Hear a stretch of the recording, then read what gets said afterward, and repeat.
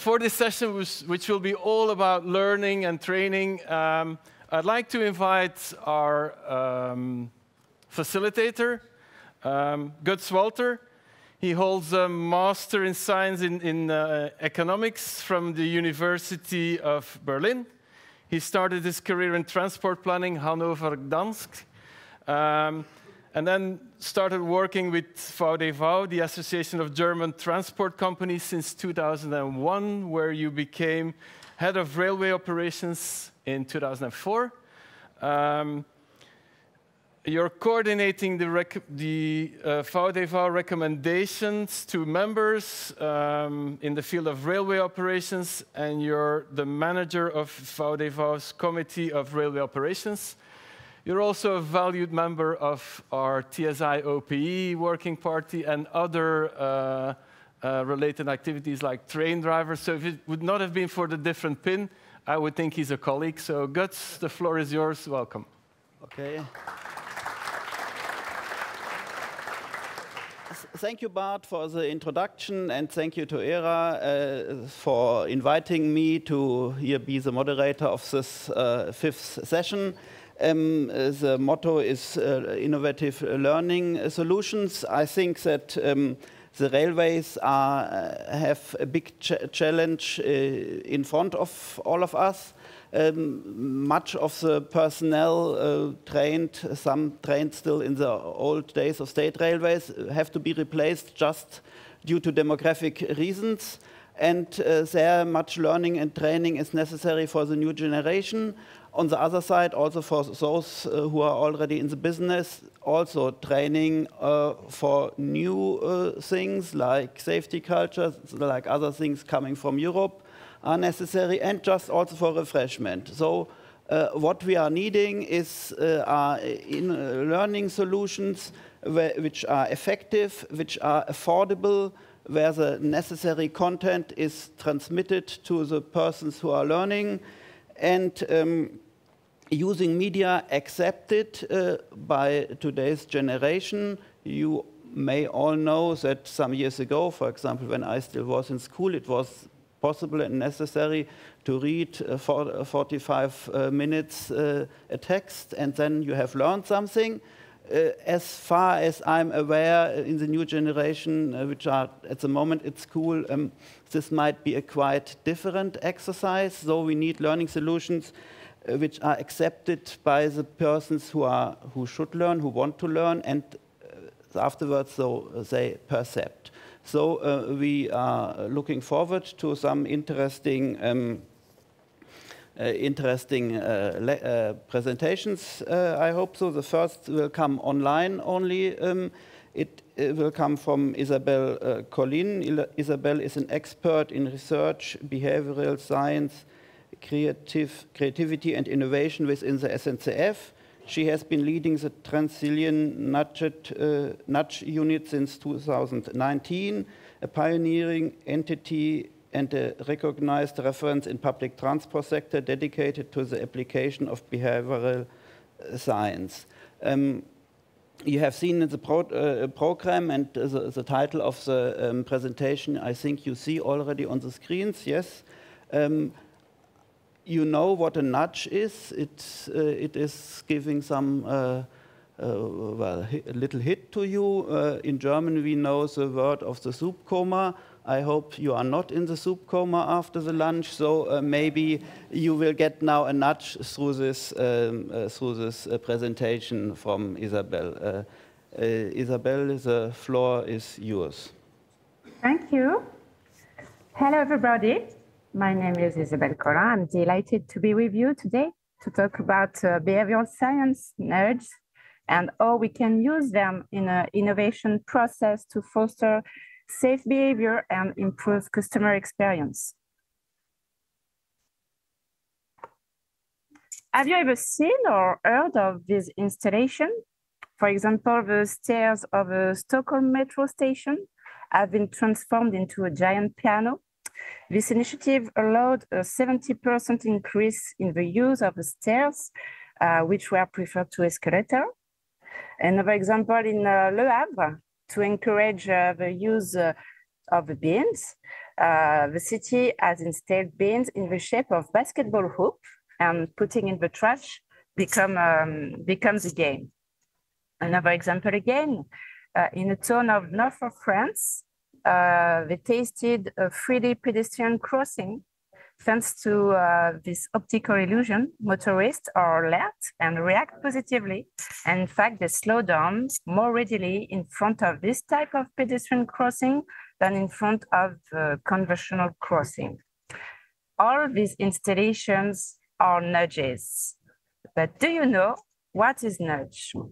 It was invented in 2008 by two American researchers, Richard Taylor and Case Sunstein, to bring behavioral science out of laboratories.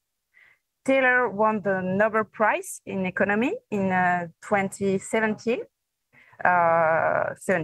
for this theory. So this method aims to encourage or dissuade individuals from performing a behavior while leaving freedom of choice. This gentle nudge helps people move from intention to action. It is complementary tool to traditional levels such as information, communication, or law. The method derived from social psychology and behavioral science, which studies the elements that influence behaviors. This science believes that human is neither a predictable nor a rational agent. In fact, we are governed by our emotions, our mental representations, our habits, unconscious automatisms, our environment. For example, it's the most famous example, Amsterdam Airport has found an unusual solution to improve the cleanliness of men's toilets, sticking fake flies in the urinals. This approach works thanks to this little behavior nudge, encouraging men to aim at the fly. This nudging strategy has proven successful since the time, and money spent on cleaning men's bathroom has fallen by 80%. So behavioral sciences allows us to better understand the reaction of individuals. There is a famous book was written by psychologist Daniel Kahneman, who also won Nobel Prize in 2002. It's called Thinking Fast and Slow. And in this book, Kahneman describes two different ways the brain forms thought. You have system one, it's fast, automatic, frequent, emotional, stereotypic, and unconscious. For example, system one can solve 2 + 2 equal, or read text on a billboard, or understand simple sentences, or drive a car on an empty road. And you have system two. System two is slow, effortful, infrequent, logical, calculating, and conscious. For example, system two can direct your attention towards someone at a loud party, try to recognize a sound, park into a tight parking space, determine the price-quality ratio of 2 washing machines, or solve 17 times 24. The fact that system one governs our thinking most of the time, roughly 95% of the time, explains why we do not act as purely rational beings. In our daily lives, we are more Homer Simpson than Dr. Spock.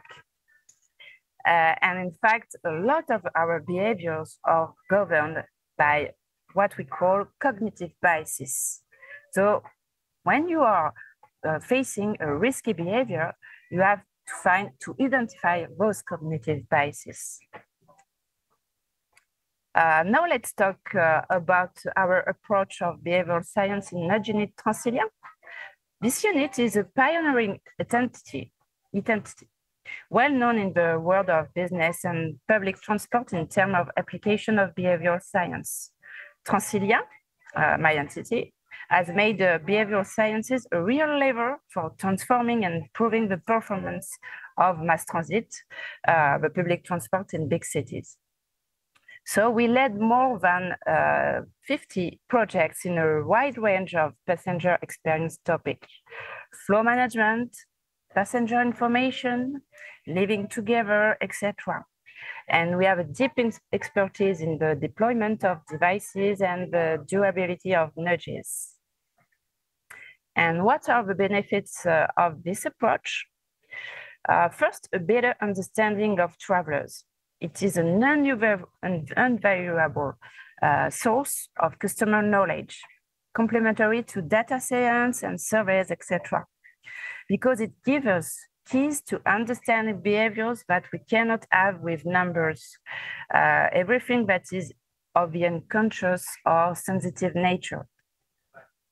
And we can think out of the box with this method, daring to experiments, exploring new areas of action for Transilia, some disruptive information, redesigning spaces, etc. I can say that it helps us also to work with collective intelligence. When we do projects, we make co-construction with the different jobs that are included, that are stakeholders.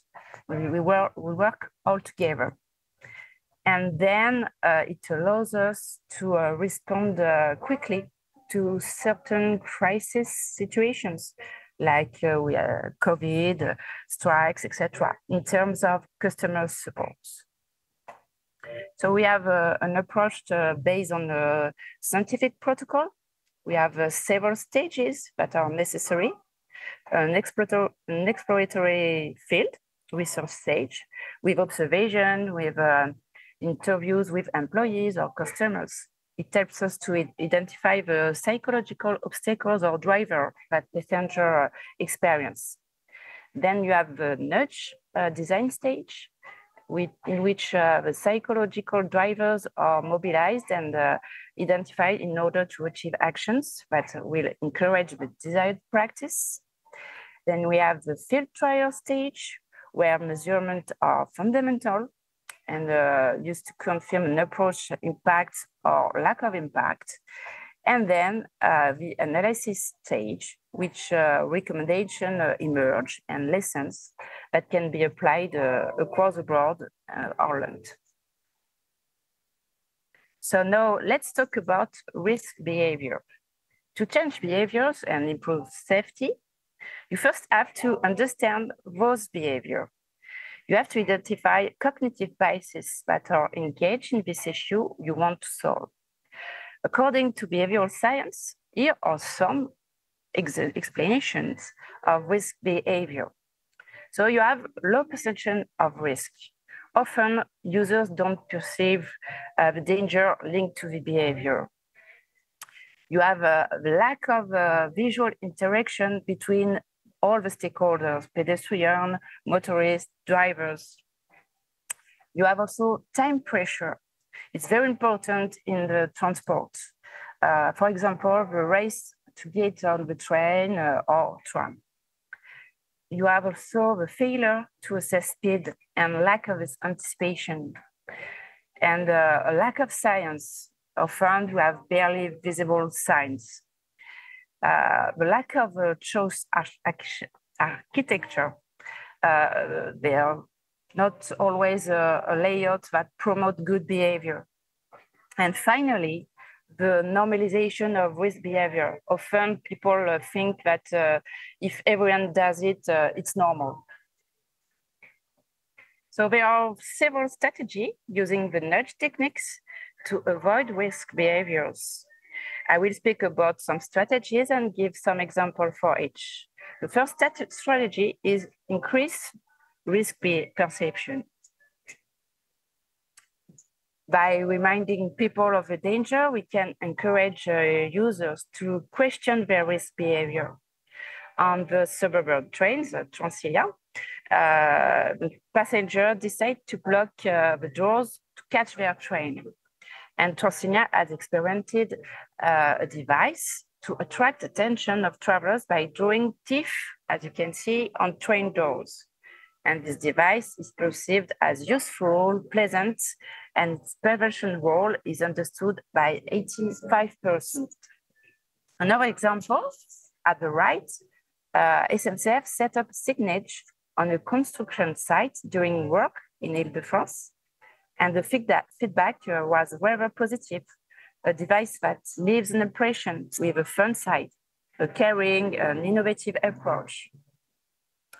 And it's possible to give some dynamic signs that invite you to slow down by detecting speed and reminding you of the risk associated with exceeding speed limits. In residential areas, speed limits are often not respected when the street is lightly used.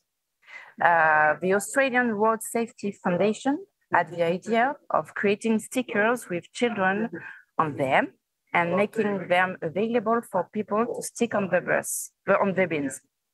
Excuse me. Even when the streets are empty, the images remind us of risk and create an impactful feeling of presence.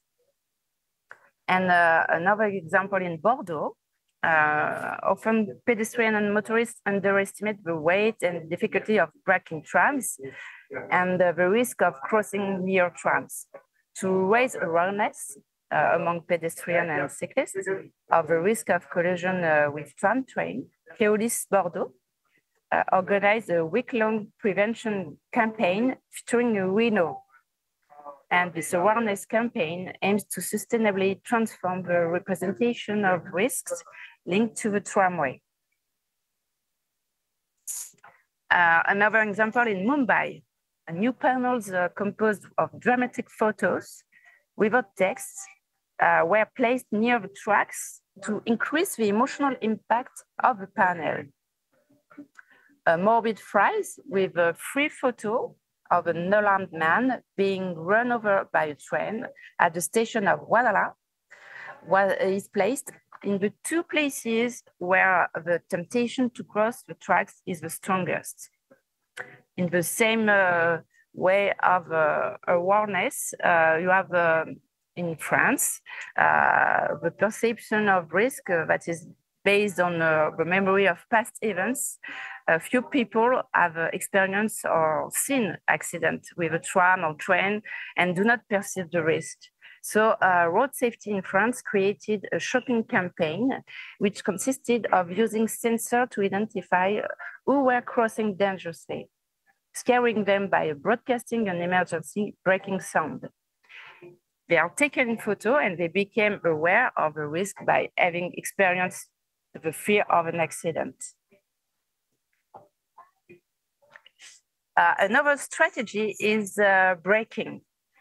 It's still a sensory break to get people out of their bubble. Following numerous successful experiments abroad, in France since 2017, 3D pedestrian crossing have begun to appear. Or again, SNCF secured a dangerous level crossing at Deuil-Montmagny with a checkerboard. Attention can be directed by making it easier to read the space and creating a sense of threshold. Differentiated spaces are risky when they are little frequented, and the layout must be based on automatic perception and peripheral vision. You have a school streets experience in Paris and Grenoble that I've made it possible to highlight pedestrian uses and encourage motorists to be careful. The attention we pay to environments decreases as we become more and more familiar with it. On the contrary, an irregular design creates a beneficial break, silence. To make people pay attention when crossing a train track in New Zealand, transport operator has instead a removable barrier, creating a different path for passersby to cross each day. Another strategy is modifying signage to attract attention. When it perceives, the brain needs cues to anticipate movements, By default, it believes that a static image describes an object that doesn't move. Introducing a sense of movement causes the brain to anticipate an object in motion rather than a stationary one. A study conducted in Michigan shows that dynamics indication improve reaction times and promote preventive behaviors and reduce poor anticipation. One information for you, the time here is counting down. Okay. I will give 2 examples and I'll finish. Another strategy is slow down, play on time pressure and encourage patience. So a cyclist often runs red lights. Stopping is often perceived as more complicated and unpleasant than the risk of collision. So in the city of Copenhagen, they had the idea of implementing footrest barriers at a certain dangerous intersection. And then we have the last strategy is social standard. It's make good behavior more attractive. For example, compliance with speed limits is reduced by the weak perception of social norm. Giving immediate reinforcement encourages behavior change and reminds the social norm. In its success, signs have been put in place, and in addition to indicating the speed of the passing vehicles, a smiley appears depending on whether or not the authorized speed is respected.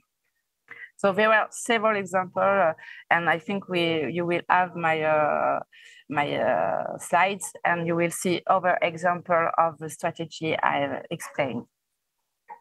So to finish, let's talk about how you can use these insights for your issues. First, I recommend you to analyze risky behaviors to understand the biases that involved in this issue. Do some observation, interview stakeholders, etc.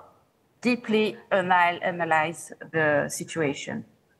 Then you imagine a new tool to change behaviors. There are some creative techniques to do that, and you can test on a small area and dare to make disruptive proposals inspired by nudge insights. And finally, don't forget to measure the impact of your tool to see if behaviors have really changed and if your tool is really effective. Okay. So thank you for your attention.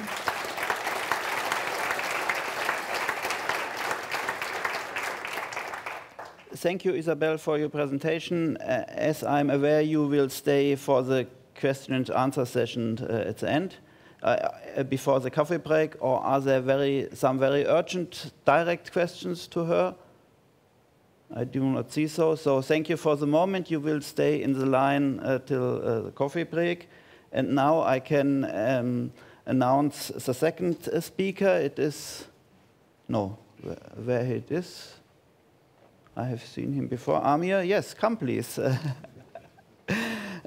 Dr. Amir Haish Buluri. He holds a PhD in information system with a specialization of work-integrated learning and is currently an associate professor of information systems at University West in Sweden.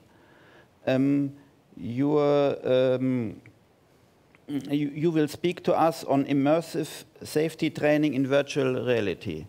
Please, the floor is yours, and I think this is a thing for clicking further.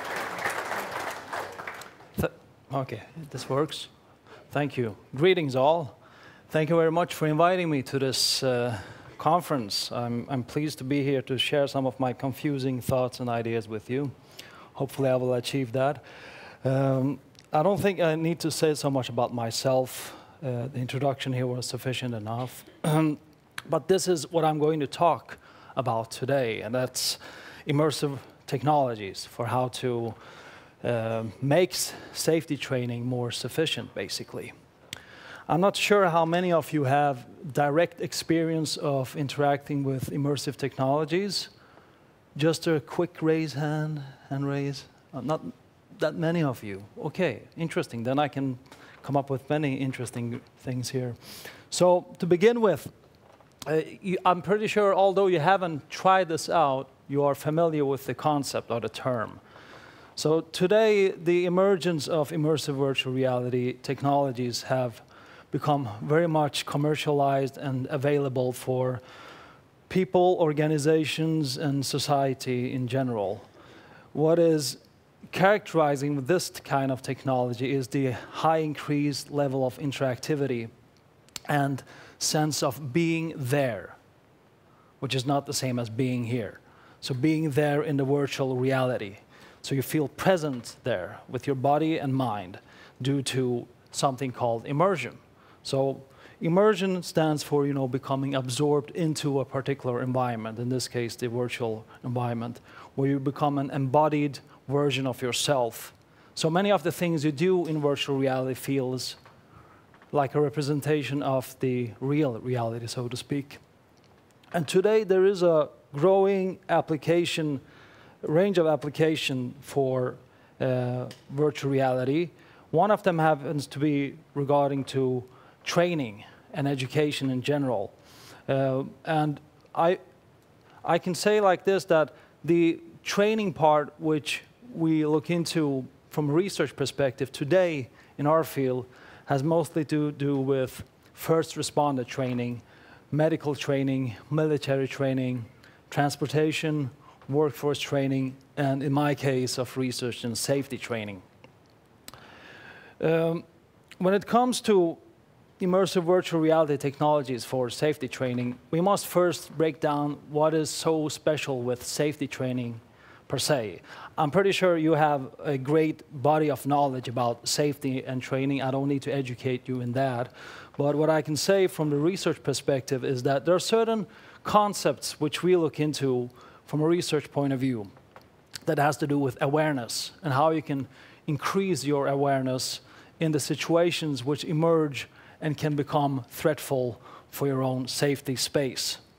And one of the peculiarities with developing safety awareness is that you need a certain amount of skills, both procedural skills, which you embody and act upon through your movement and actions, but also perceptual motor skills, which is in relationship to the spatial environment and the constraints with the room, space provides. This, in turn, affects the decisions you can make based on your own procedures, but also spontaneous things that emerge in the space. So when we talk about safety training in my research, there is a number of different skills which we need to study in order to make the virtual experience of safety training feasible. So what we know today from research is that when you do safety training in an immersive virtual reality space, you, per default, reduce risks for injury, because it's not your actual body who will take part of the consequences, but you get a representation of that, which is good for your learning process. So you can basically simulate real-world actions and consequences in that space without risking to injure anyone. You can also reduce costs, especially if you are dealing with machines and other kinds of instruments that cost a lot to buy, and if you damage them, you know what happens. So what we do today is to look into this notion of awareness from a hazard awareness perspective. And I will come to that later on when I exemplify my cases. But basically it has to do with behavioral compliance and the influence which the social reality in that virtual world governs you to act upon. An example is if you're dealing with people, things are much more unpredictable than it is if you're just going to extinguish fire. Okay? So when we look into this safety training in IVR, we also take the notion of sustainability into consideration, both from an economic, social, and environmental perspective. And research today is very much for advocating towards a more sustainable development for safety training when you're dealing with it in a virtual world.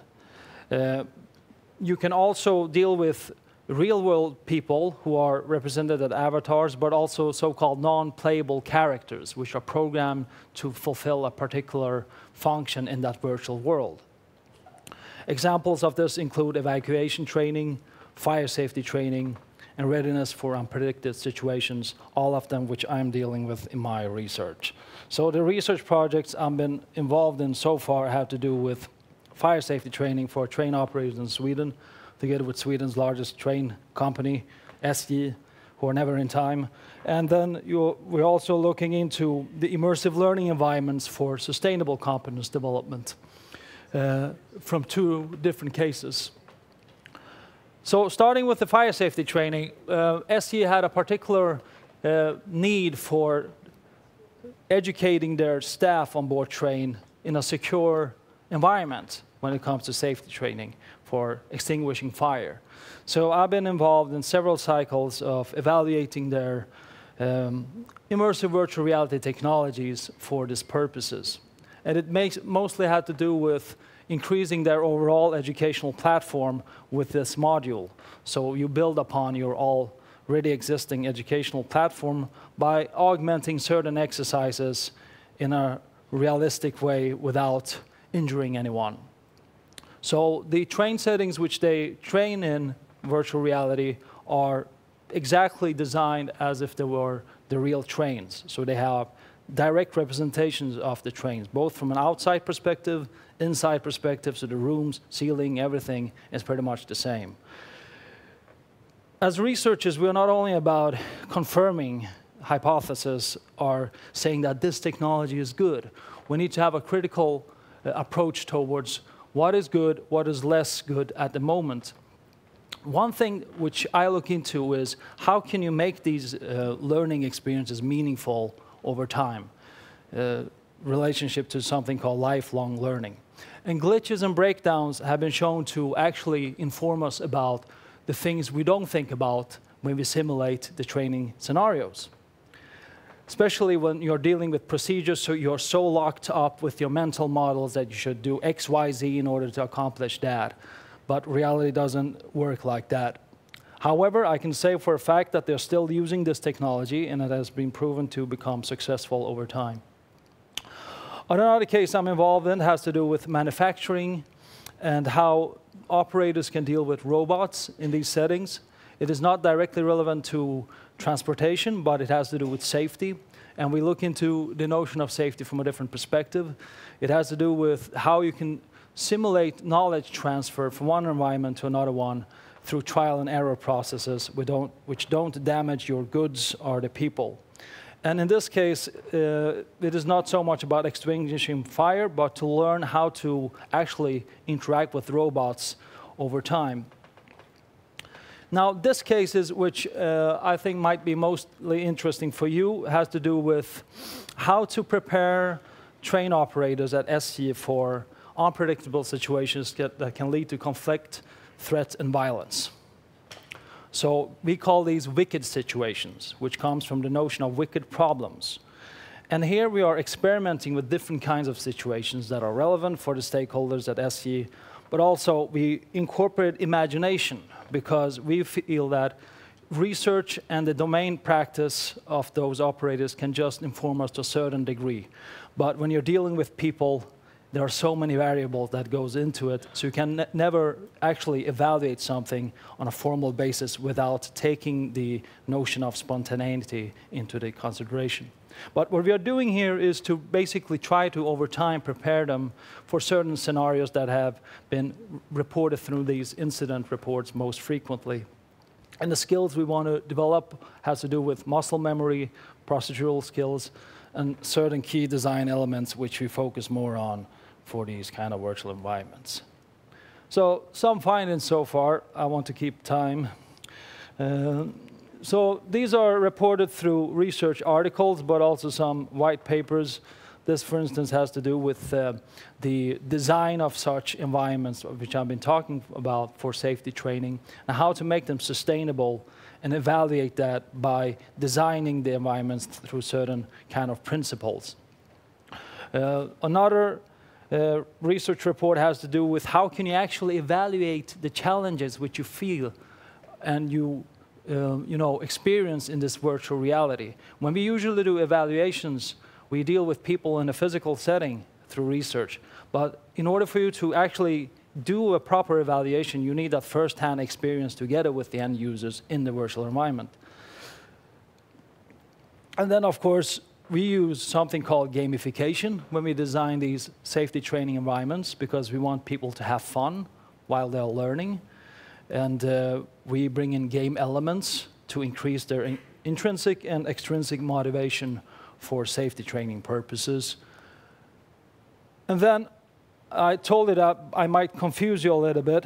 I have an interest for philosophy, so I actually use philosophy to understand this so-called immersive virtual experience. And I think it's important for us researchers to not be afraid of confusing both academics and practitioners, because otherwise we will be hypocrites. So with that said, what I'm doing here is basically showing you the last picture of me and my PhD student. He is doing the most work on this gamification environment for safety training, virtual realities. And we will be producing some interesting stuff together with SD, which I hope I can share with some of you over time. And with that said, I would like to thank you for your attention, and thank you for listening. Okay.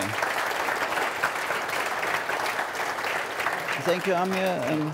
Maybe you take a place here, sit down, and are there any urgent questions directly?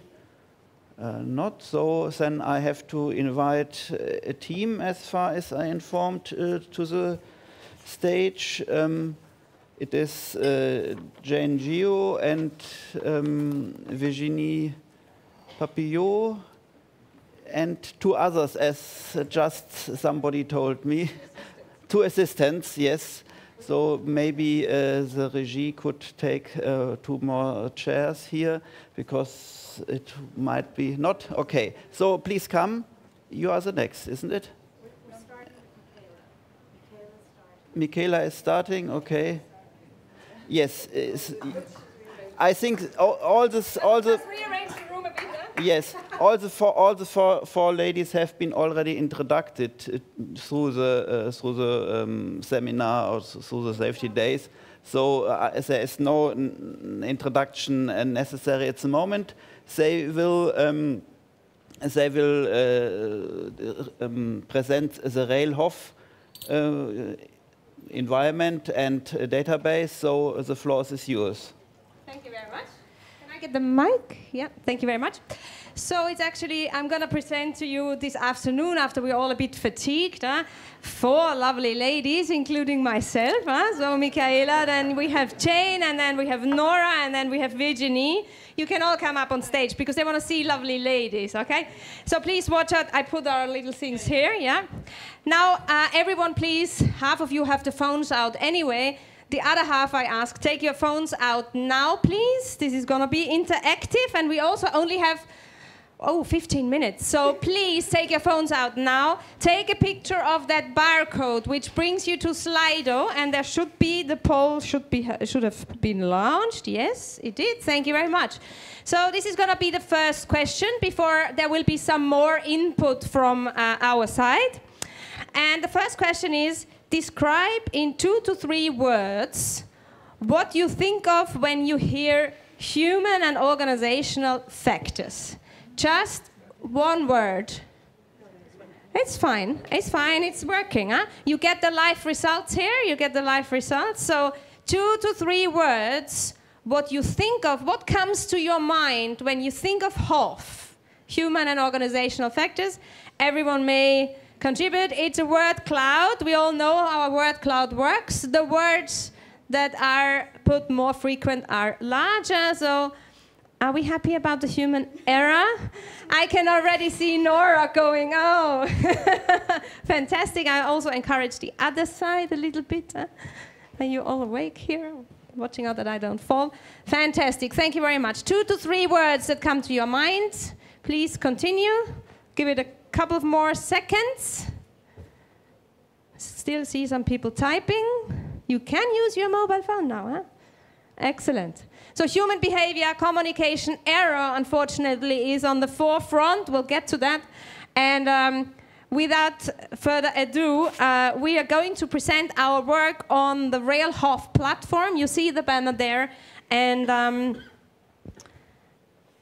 has everybody had the opportunity to put something in?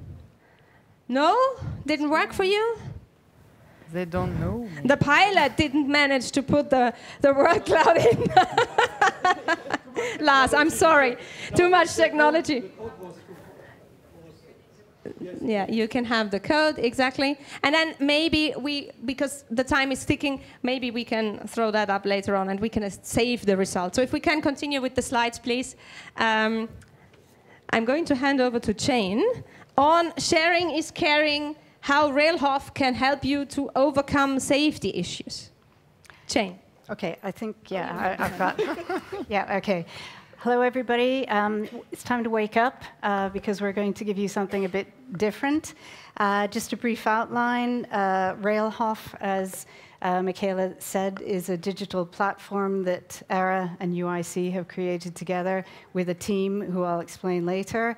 Okay, how it was developed. And then we're going to go into a bit of what I've called fun facts. So we have, as part of the software, we have an analytics capability, so we can see what sites are most visited, which parts of the world. So that's one part. And then we were going to give a demonstration, but I think actually, considering the time, we won't be able to do that. And then to finish off, some words of wisdom: no deposit, no return. So next slide, please. Oh, maybe. We don't have the clicker. Can you do it? Virginie. Human error. Thank you. Human error. Mm. No, collective. Okay, so Team. okay, so It's a green one. Yeah. okay, you've just had that. Okay, so are we dealing with the poll next? Can you launch the poll? And we'd like to see how many of you have heard of RailHof. Ooh, okay. Before today. Before today. Yeah, before today. I'm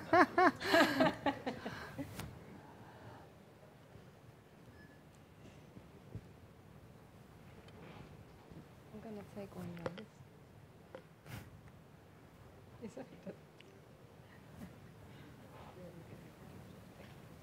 Okay, I think we can probably stop it now. Okay, 50-50. that's quite good. 50-50. Great. Okay, so this is, you might have seen the little cards outside on the table with the QR code, and just to remind you. Okay, it's certainly not, well, even a joint effort between ERA and UIC. There's an editorial team. Very capable, competent people. Only 4 of us are here today. There's Michaela Schwartz from ÖBB Production, Noor Bal from Irish Rail, Virginie and myself. And people who aren't here are Dr. Anne Mills and Paul Leach from RSSB. There's Bernard Penners from Infrabel. And there's, last but not least, Fiona Kenvin in, is it Melbourne Metro in Australia? Yeah, in Australia. So we've got together, and I can say it's been a great experience working together. So, okay. Right. Okay, how is it developed? It started in February 2019, where I performed a kind of, I'd say, quick and dirty needs analysis with people who'd expressed interest in the ERA database in HOF issues, and just sent them out a questionnaire. It was a combination of free text, multiple choice, but just trying to find out what they needed, what sites did they consult at the moment, what would be useful for them. And we pulled together the results, analyzed the results, which served as a basis to start with the platform. Let's see. So, what will it be for members? It's a knowledge network on HOF and safety, and it's a virtual platform, and we want it to evolve according to your needs. And that's one of the purposes of this talk, is that we want to find out what you do need. Okay, what seems to have been popular so far, looking at the analytics, but what you need, because it really is here for you. It's for you.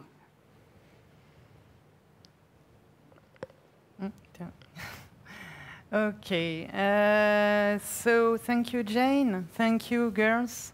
Thank you, the team. It's a collective spirit for Rail HOF. It's for you, as Jane said, and we need you.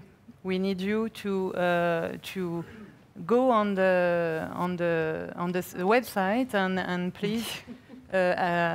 Please tell us what is good, what is wrong, how we can make it better, because it's a network to connect together on human and organizational factor, on safety culture, to share experience on it, and to learn from each other about practical examples that you can have due to a problem or advantage to implement HOF and safety culture and safety in your company. So this is a bit of statistic on Rail HOF. For the story, so we launched with Jane last year in Seville at the International Railway Safety Council in Seville. We launched Rail HOF together, because it's a UAC era production with the help of other members. And so you can see that now, I think it's in August 2023, we have nearly 4,000, more than 4,000 people who connected, who visit Rail HOF. So it's a need to have it, we think. And so I like the draw of Jane behind with the before the train were red, disconnected, and due to Rail HOF, it's green and hyper connected. So next, rapidly, this is a geographical representation of all the countries and continents who visit Rail HOF. So you can see the majority of people are coming from Europe, but it's more or less not too bad in other countries. So voilà. Here it's the page who are the most appreciated. So you will see in the home page in the part FAQ, frequent asking question, you have some question that on which we try to answer to give you some basic knowledge on what are non-technical skills, what are error prevention techniques, etc. Why people are making error? That's a good question that I hear often in a safety environment. And so, in fact, we see that what are non-technical skills is a favorite one. So we will enrich, I think, this part. So please tell us which question you want you want to have in Rail HOF. And then here it's from which website Rail HOF has been downloaded. Fortunately, it's railhof.org, sorry, but it's also from ERA, FONCI, ICSI, Research Gates, and a nuclear area. So there are connections to open maybe to nuclear who is there today, and that's it for me. Yes. Thank you, Virginie. Oops. So you're not quite off the hook yet. We have a couple more questions for you. Next one, if you look at your phones again, the code is up on the slide if you need to get it. So as Virginie said, this is for you. This is we created this content to try to raise awareness and knowledge of what human factors is and what the tools and methods are. So we really want to know from you what would be more useful to put. Practical examples. Super, thank you. We'd like those from you, if at all possible. So we are trying to add practical examples, and there is the ability on the website to submit your own. If you have your own good example of something that went really well in human factors or something that didn't work it would be great to share it, and we have that ability on the platform. You submit it, the editorial board will review it, check that it's understandable and that it's suitable for publication, and then we'll agree with you to put it on the website. So that's a good indicator for us. More practical examples, thank you very much. We have time for one more question, I think. So what format is best? In what way would you like this kind of information? What would make the most sense or be the easiest for you to use in your own organizations to spread the word about human factors and increase information? Okay, interesting. I don't think we have any of these. So we have some work to do. So yeah, e-learning and video clips and training courses. Articles is what we have the most of, and it's what you want the least of. So this has been very useful. Thank you. Okay, thank you for your feedback. And then I think, Jane, you... Yeah, okay. No, okay, we're not going to, I don't think, we don't really have time to demonstrate. That was going to demonstrate it. But the website is railhawk.org. Yeah. Okay, do we have time for this? Yeah? Okay, so one more. What would encourage you to share a practical experience on HOF and or safety culture in Rail HOF? Is there anything that would encourage you? It's a joke. Money for nothing. Feedback. Okay. Chocolate. Well, chocolate, Michael can do. We can do that. We can do that. Nobel Prize. Nobel Prize for rail. Yeah. Oh. Good beer. Just ask. Well, we are asking. So please, if you have an experience, please go on the platform and share it. Yeah. Just ask. Trust us. Super. Okay. Karaoke. In Finnish. In There's Finnish. a nut in there. Great. Thank Okay. you. Okay, so in the last 45 seconds, okay, if we go to, right, the last one. I'd like to thank the fellow team members for pandering to my kind of zany ideas. Coca-Cola, what does that mean? No, we're not promoting Coca-Cola, even though Michaela is showing a bottle. But there's, okay, you might have noticed from my accent, I'm not typically British because I grew up in America.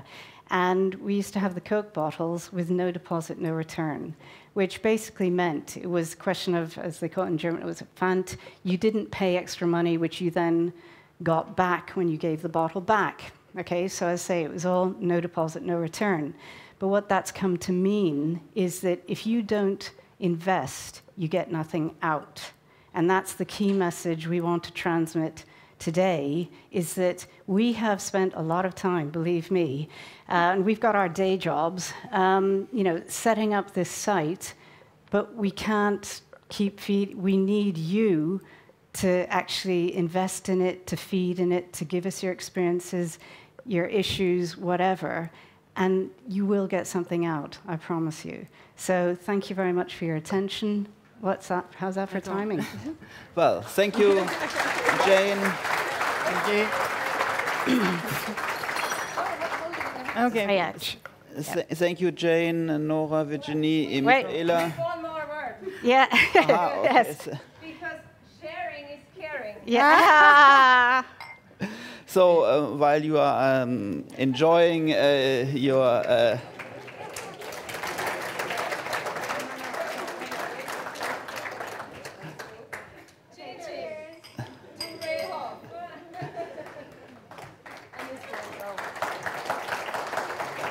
so we had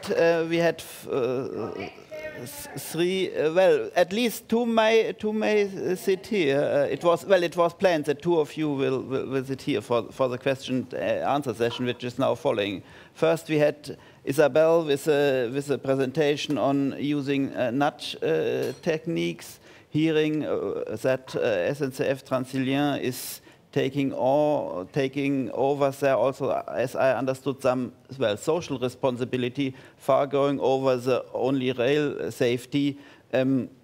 yes, to train also passengers in safety. Then we had Amir with a presentation on the immersive learning strategies, and you with your impressive presentation of the RailHof platform. So, are there any questions or remarks from the audience?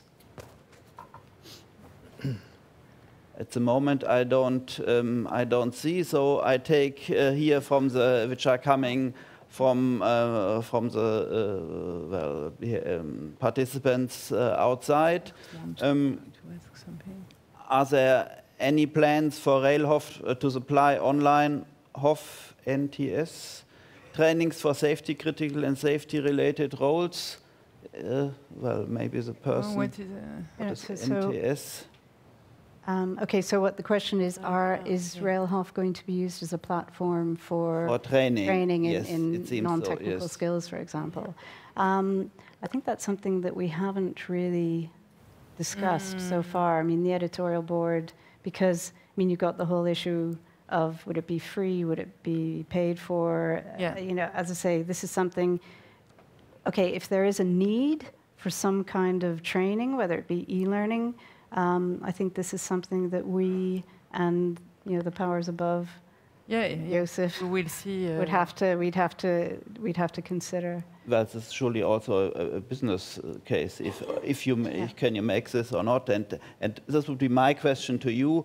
Are there any dissemination plans to make it? Well, this is of course a very good presentation here to use this such audience. But what is the dissemination to go all over the sector to find as much as users and as much as persons who are bringing into content?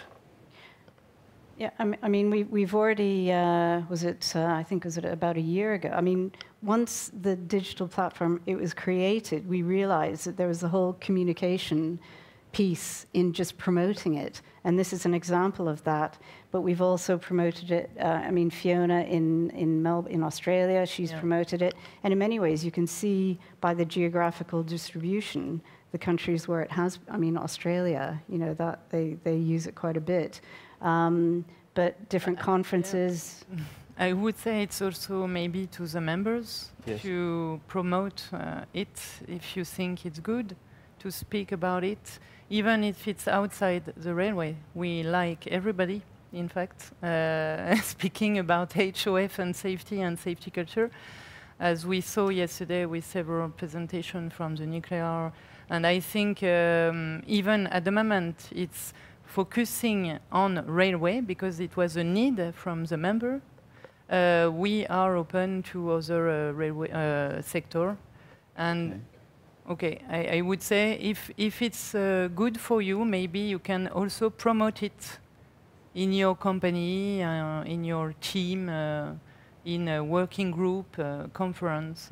Well, we will see in some time, and you can only wish you success there. So, using the possibility to pose also questions to Amir, I would like to have one question. You told that you are using this immersive virtual training also for to train unpredictable situations and also reducing the risks to being hurt in the training. What is the situation with traumatic experience which might be in unpredictable situations? Have you any do you have in your training also such unpredictable situations where there is a danger for traumatic experience for the trained person? Yeah, so first of all, when we conduct the training in a virtual environment, you get possibilities which you don't have in a physical one. In research, virtual reality research, they call it magic. Basically, it's about incorporating virtual elements that usually wouldn't exist in a natural setting on board a train, be it an elephant in a very, silly way, or be it a group of people who would behave in a very unpredictable manner, which you cannot really define beforehand, but you might have some kind of experience of that. similar kind of experience. And that's why we call these situations wicked. So if you go into the notion of wicked problems, these are problems that are not solved through routine and knowledge, that is to say, predefined knowledge. These are problems that are unstable, ill-natured, and they emerge over time. And that's how we frame these unpredictable situations, by creating an experimental space where you basically bring in game elements and some of the situations we are familiar with, mix them around and see what we can come up with for simulating for safety and threat, which we are already aware of, and then also going to the territory of unknown unknowns, which is basically you use your imagination to come up with certain scenarios which you have never experienced in real life, but may still be relevant for you to deal with. Okay, then there was one question in the room. Is there a micro for?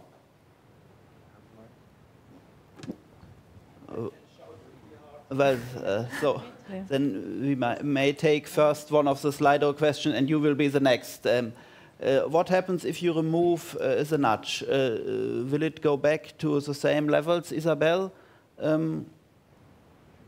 This also goes in the direction of measurement. Have you measured some of the nudges, and when you take it off, what comes out? Can you repeat, please? I don't understand. What happens if you remove the nudge? Will it go back? So will the behavior go back to the level which was before you were introducing the nudge? Yes. I don't understand. I'm sorry. Or can you? Well, now we try it. I try it again. What happens if you remove the nudge? Will it go back to the same levels? Did you hear it now? What I can say that nudge is help us to raise awareness for passenger. Basically, there is a optimist biases that people think that they will not have a risk, and our nudge techniques helps them to see that risk can happen. The problem can happen, but we do it by surprising, by some fun ways, etc. Okay, and the question was, if these things were not longer existing, are there then again changes in the behavior? Okay. In fact, in those techniques, it's effective when the nudge exists. I can say that the new practice doesn't work if there is not the nudge. So if you need to the people pay more attention, you need a tool. Okay, thank you. So now it's your turn. Just speak, then the micro will work, I think. Thank you. Okay. Thank you very much for the presentation. I had a question for Amir Farhad Bataray from Eurostar. It was very interesting. Will it be publicly available, the trainings that you were mentioning, or how can we be part of it, or how can we participate? Yes, that is a perfectly legitimate question. So, because we are in the process of doing the research, and I can only speak on SD's behalf, they are quite, restrictive with some things at this stage because it's not fully implemented. Fire safety training is implemented. I can direct you towards that if you want to afterwards. I can give you some information. More on rail specific topics. Yeah, drop me a mail. I can keep you in the loop. Yeah. Thank you very much. Well, there's another question from the audience very nearby. Okay, this is for the Human Organizational Factors group. So as I've said already more times, this is also my job in the Blue. So I'm a human organizational factor expert. And when I started more or less doing this, I mean, after my PhD thesis about 15 years ago, this topic was not popular at all in the railways. So in aviation, okay, yes, but not in the railways, and I could feel it very clearly. But then I will go a bit more anecdotal.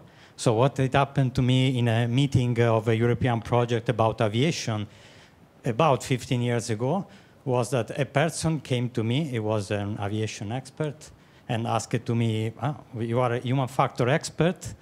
At the time, we didn't say human organizational, we said just human factors. And yes, but why? This is a female thing. Why are you dealing with? Okay, oh my God. It was from a Latin country. I will not say which country. It is not Italy. But anyhow, it was. I mean, it led me to reflect on this because it was not a matter of my gender identity. This was not my concern. But I was really thinking, okay, the implication of this is not scientific. This is not something. Worst. It's worse. Something. This is what I felt. So the question for you, you choose. Okay, what is the question? No. The question is for you. How do you see the situation now? I mean, apart today you are a group of women, but this is probably just a chance. I'm asking, what is your perception now of how the topic is perceived now in the community? Yeah. If something has changed compared to that period. So one first thing, we will not become men, that's sure. I don't want. Second thing, I think with Jane, we agree on that.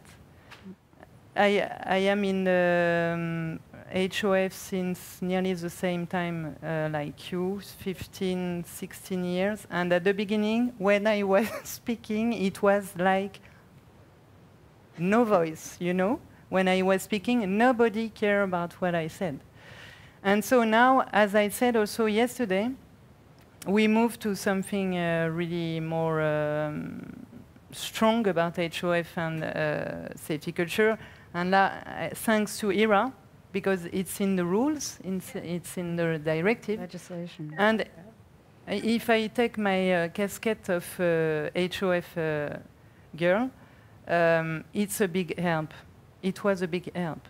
Why? Because members has to take care of this topic.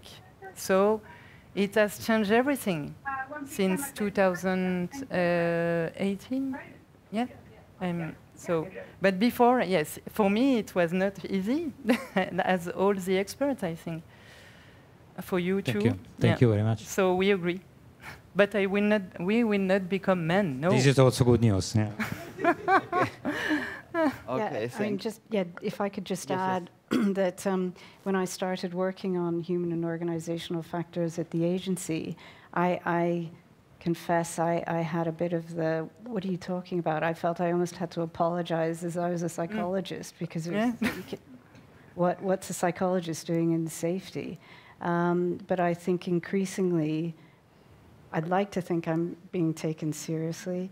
My colleagues do listen to me. They actually come and ask my opinion. So I think it has helped, as Virginie said, since it's now in the CSM for SMS requirements, that integration of HOF is mandatory now, as well as safety culture. And there is a realization that, yes, this is something serious that we have to take into account. So thank you for a very good question. And I forgot, sorry, the third part of your question about it's not scientific. No, it's not true. Absolutely not true. HOF is a mix of sociology, of organization, psychology, of many influence. Engineering, oh, Nora, thank you. Yes, please take the mic. Huh? You can. Okay, so so it's scientific. Julie, how is the acoustics to Isabel at the moment? Do you hear us? Yes. Okay, then here's one question concerning nudge. Some really good examples were shown, but these concerned passenger behavior. Do you have any examples at the workplace in rail? It was the second example I have shown. It was in a workplace where you have this fun signage. I don't know if I can put it again. It was not to slip over some step in a near door. I think it was there was a picture where the ouch was on the wall painted, isn't it? So okay, I think at the moment, well, if this is the time for the coffee break, then or should I obey it or? I will. As well, there is 000. Maybe Guts, you can thank our yes, of course. But I wanted to ask if go ahead before we move into the break. Yes, I thank you. I thank you, Isabel, especially for the online presentation. To what is already the last session, unfortunately, of 2 very interesting days. So without further ado, I will give the floor back to Guts for the continuation. Yes, and I'm happy to invite now Jennifer Reilly from Irish Rail, please, here to the floor. Jennifer has spent the last 20 years in the Irish transport industry and is currently the safety culture coordinator for Irish Rail, where her focus is implementing and cultivating a just culture.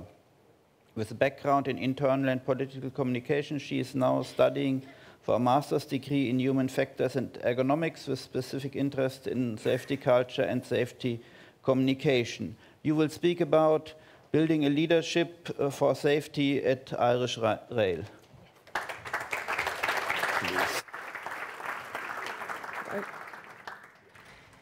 Good afternoon, everybody, and thank you for that lovely welcome here in Tallinn this afternoon. As Guts said, my name is Jennifer Reilly, and I am the Safety Culture Coordinator for Irish Rail, and I'm delighted to be here with you today to talk about safety leadership. So before we go on, I just want to give you a little snapshot of Irish Rail. We carry 1 million passengers across 5,000 train services weekly. That's 629 carriages through 145 stations. That's 348,000 train kilometres along 2,200 infrastructure track kilometres. But most importantly, we have over 4,300 employees in our organisation.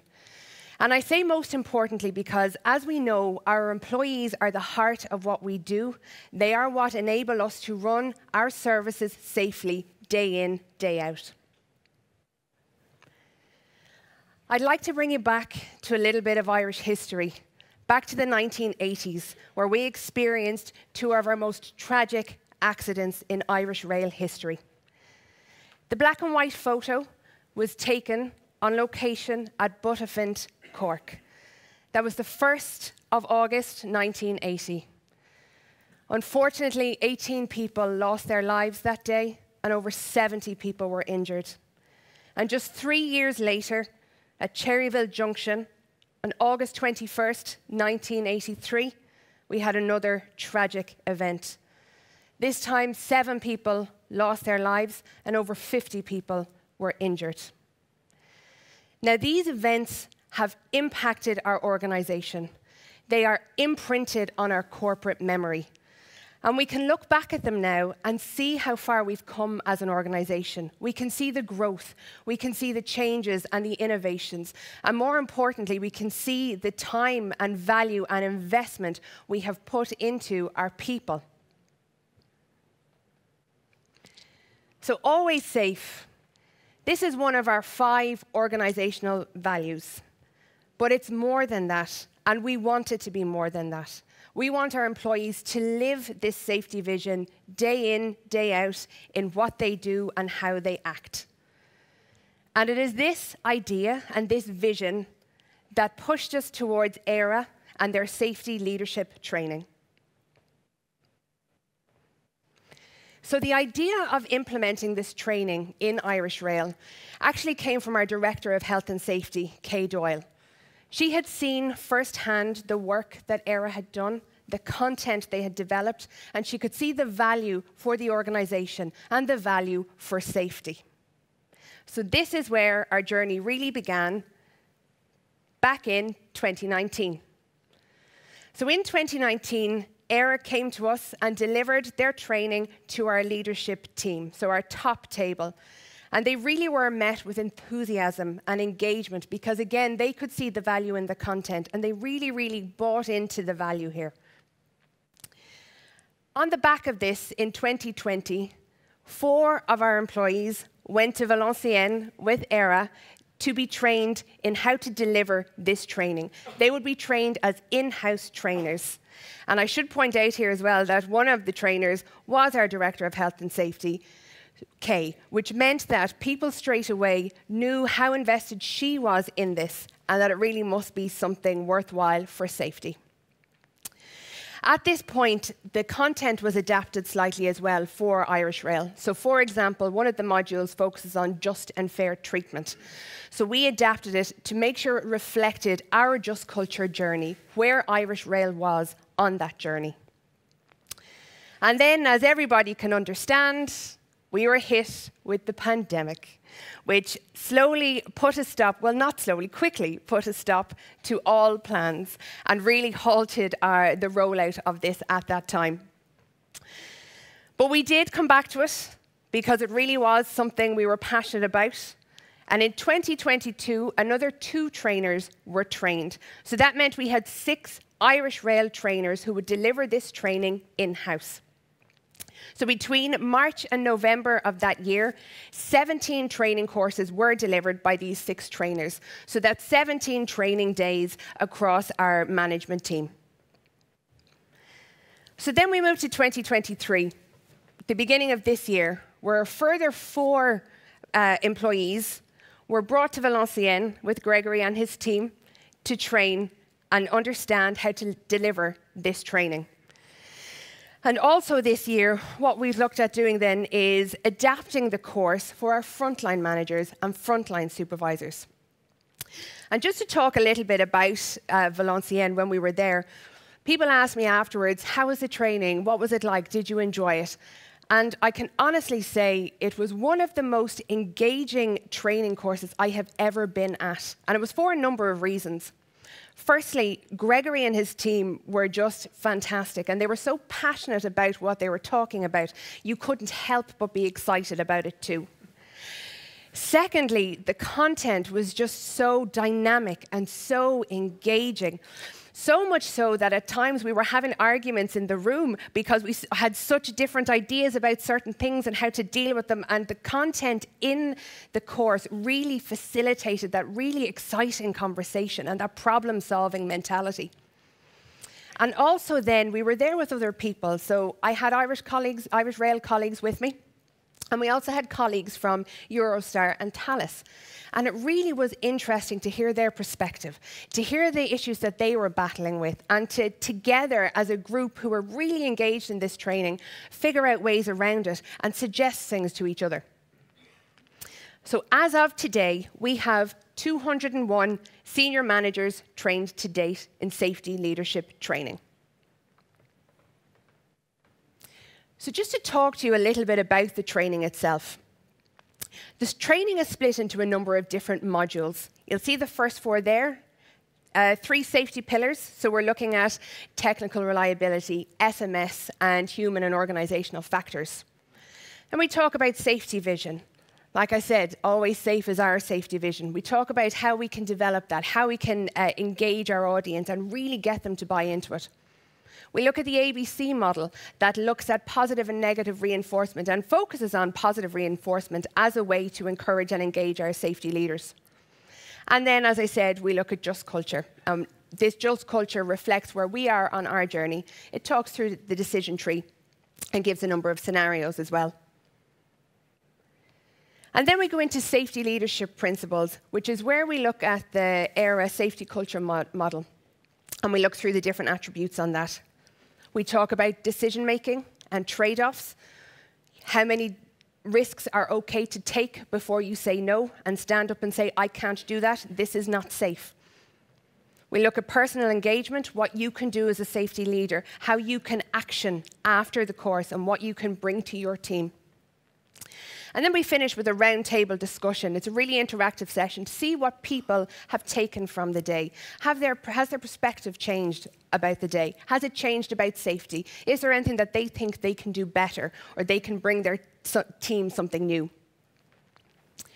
The great thing about the modules is, while they are rooted in theory, they are also followed up then with really interactive individual and group work, exercises and things throughout the day to keep the group really engaged, and it is a really important part of it. And then all these modules center around one central element of the training. And this is a video that was developed by ERA in conjunction with ICSI and Fondazione LHR. And what it does is it depicts a real-life incident. It's a dramatization of a real-life incident, and it is used throughout the day to pull out the themes that we are learning in the theory. So it's broken into segments, and each segment reflects one of the modules that we're talking about. One of the greatest things about the training is that it facilitates real-life conversation in the room. It really encourages people to share their experiences and share issues that they've had. And it gives everybody in the room an opportunity to see, do other people do things differently than their team? Is there something that they can learn at this point? And that's also one of the really important elements of having our trainers, who are employees, trained to deliver in-house.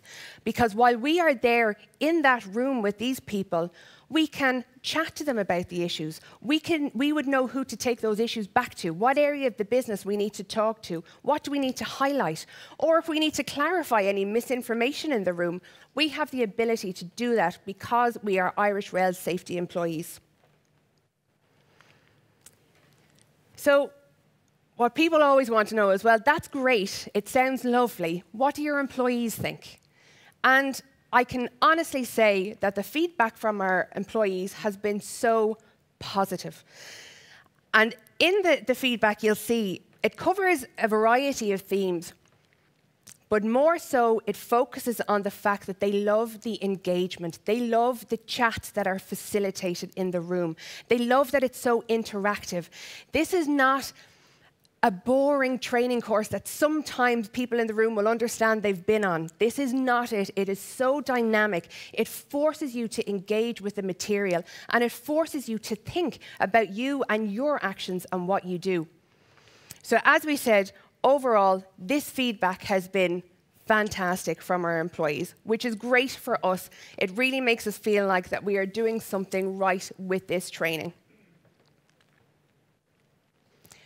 But as we all know, we have to do more than just train our safety leaders. We have to support them. We have to support them in what we say and in what we do.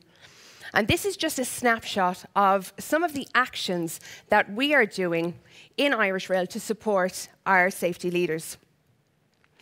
So one of them in particular, our SMS, our safety management system. We continuously look at ways to improve this. We continuously look to see what's working, what's not. Can we make improvements that will make our employees' job better for them, easier for them to do the right thing, easier for them to stay safe? And an example of this is, just recently we've made changes to it as of last year to how we manage SPADs in the aftermath so that we can get our drivers back driving more quickly. It's part of the Just Culture piece. We're trying to change that mentality. We can get our drivers back driving more quickly once we know that they understand what has happened, they understand their role, they understand what they would need to do in future. And we have taken the learnings and we've applied the learnings also. We've also seen improvements in compliance. We have a great compliance team, and they're really focused on compliance across the network. And one of the tools they're using at the moment is RM3, and they're really, really dedicated to this. And I think this is something, when we talk about safety, we do obviously have to understand that there is a compliance element, there's an accountability element, a responsibility. And our compliance team is very important in this. One of the other actions, and this was spearheaded by our head of human factors and our driver manager, was the implementation of OORs. And it's a learning review that occurs after an incident.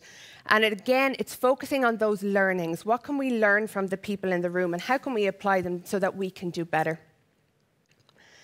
And then, as of the beginning of next year, we will be carrying out our safety culture assessment throughout the network, so across all our 4,300 employees. And this is to test and see, how are we actually doing? We're doing loads of great actions. We think, how is that landing with our employees? Do they agree? Could we be doing more? Is there something we're missing? And this assessment will give them the opportunity to do that. As I've said, we also now have a dedicated safety culture role. And I think that's something that really signals to our employees that we're serious about improving safety culture. We are committed to this. And in having this dedicated role, that is very much a part of it.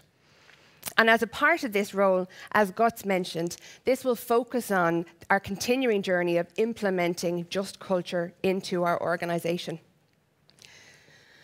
The last thing I would say about the safety leadership training, for anyone who's considering it, it really does bring to life our commitment to do better for our employees and to do better for our stakeholders and our customers. It's such an engaging piece of training.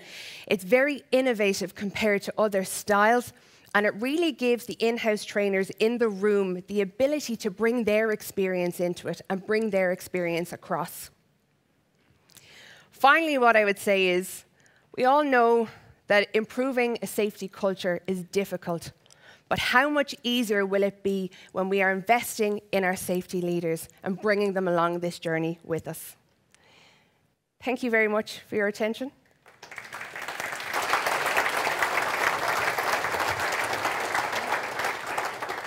Thank you, Jennifer. Are there any urgent questions directly, which cannot wait till the question and answer session? I do not see such, so I invite Gregory Rolina, the last speaker of the day, but surely not the least. He is program manager. Yes, come, please. He is program manager at the European Union Agency for Railways, has been leading the safety culture program since 2017, and has been a broad international experience working with safety culture and human and organizational factors in nuclear power plants and high-risk industry. So the title of his presentation is ERA Key Learning Initiatives to Support the Implementation of the EU Railway Safety Legislation. Please. Thank you, Guts. So, thank you very much again. So I'm glad to present you what we are doing now in terms of training and support activities that we are delivering as service to our stakeholders to support the implementation of the European railway legislation dealing with safety. So I would like to make a bridge with Porto, where we were 2 years ago. We had implemented this European Rail Safety Climate Survey. We had the chance to collect more than 46,000 responses, so it was a great safety awareness moment.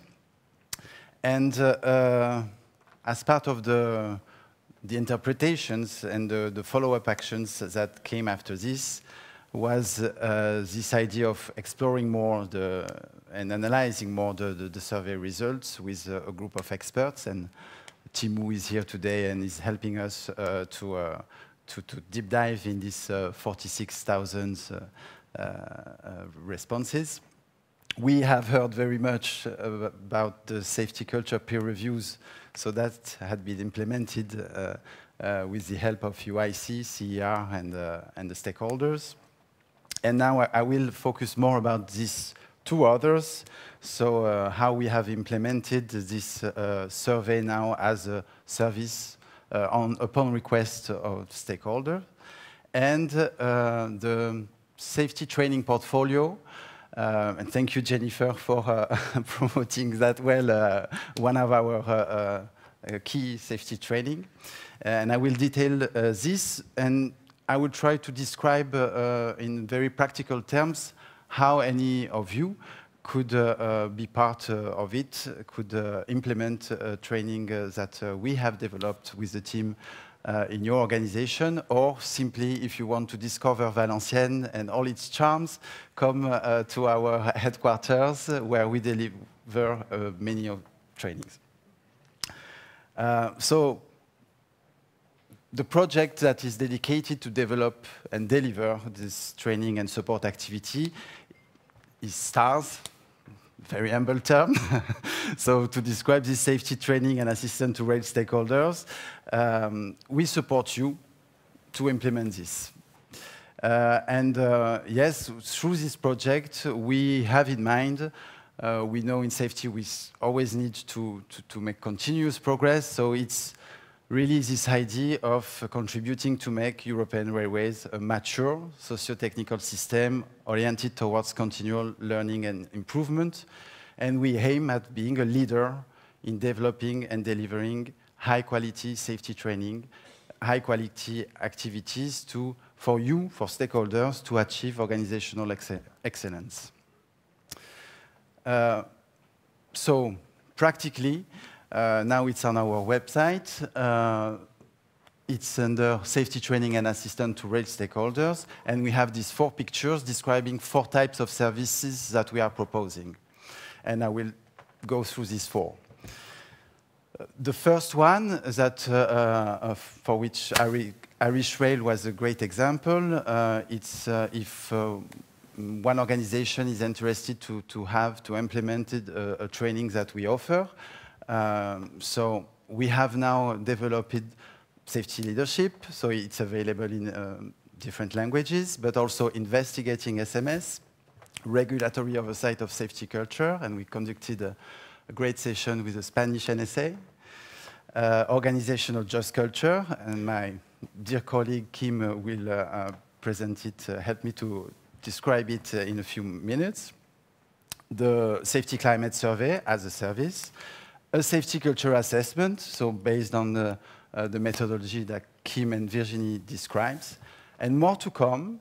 And if you have ideas, we're happy to fit your needs, fit the stakeholders' needs, to design together a training that will be used for others. So for us, this is done through an arrangement that is called chargeable service, and it's also available in our website, the template, because we don't sell. It's through a chargeable service. We don't participate to a market public. So the arrangement is very specific, very easy, though, and it's available on our website. It's worth noticing that for launching such an activity, we still need to go through one of our network members, meaning CER, the Community of European Railways, in which ENO belongs, but also EIM, ALE, and other networks members. So far, these activities we have started 5 years ago now, and yes, so many of our stakeholders have already participated. So very practically, how does it work? So this request from ERA Network, we hope to simplify in the future.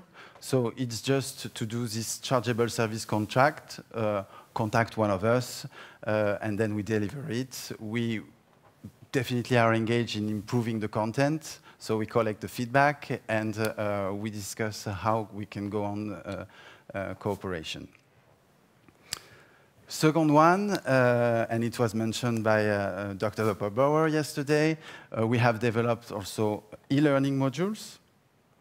And so now it's available, and we are going to show you a free online e-learning module on Just Culture right now. Kim, if you agree?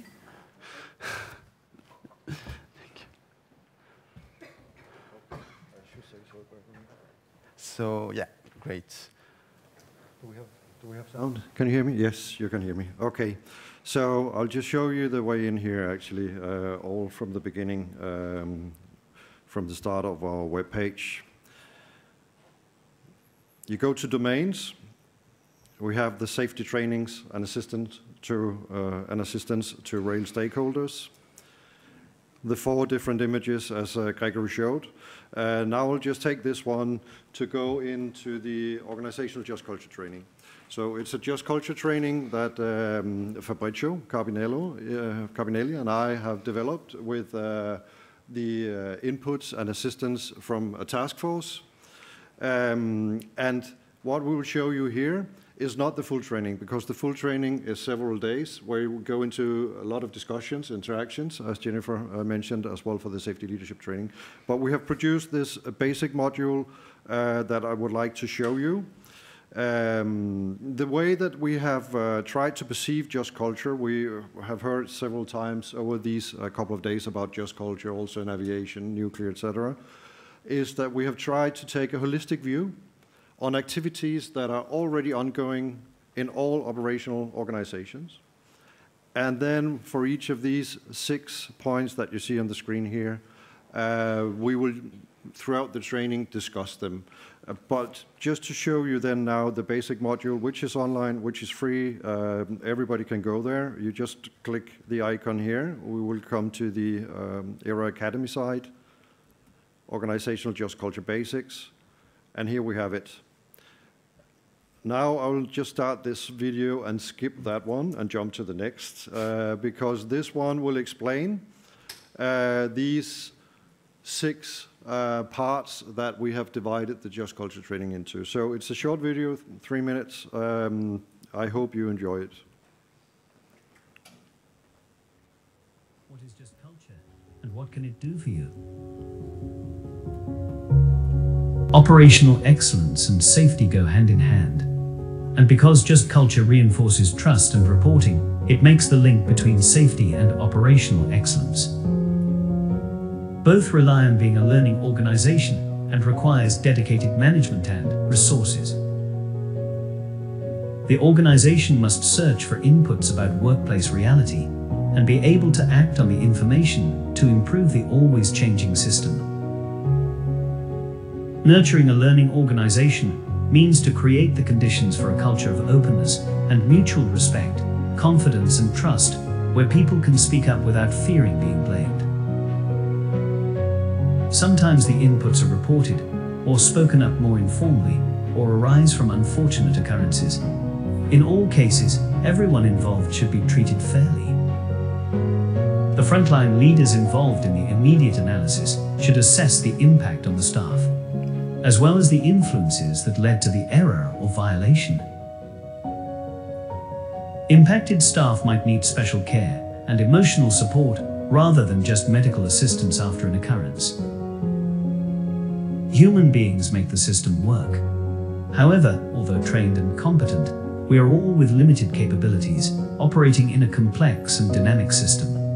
Sometimes we are not supported by the system and can make wrong decisions, even though they seem to be right at the time. To understand such actions, we need to explore the chain of events, going further than who did something wrong. The aim is to understand why it made sense for the involved individuals to act the way they did in the situation, and to understand how our socio-technical system makes the events possible. Since all the major risks are controlled within our safety management system, we should explore how the found causes are normally monitored and managed. Decision-making after events should always consider the influence of the system, the actual workplace conditions, and the motivations leading to the events. It also relies on a clear distinction between what is acceptable and what is not. Any decision about individual consequences should follow a fair scheme. And remember, as all humans make errors, the system must be designed and implemented to be resilient to human errors and reduce or manage their consequences. By communicating and explaining what occurred within the system and the lessons learned, confidence is reinforced positively and speaking up becomes valuable. It is a leadership responsibility. The management also have the responsibility of monitoring and evaluating the efficiency of the improvements, the remaining risks, and the efficiency of the overall just culture integration.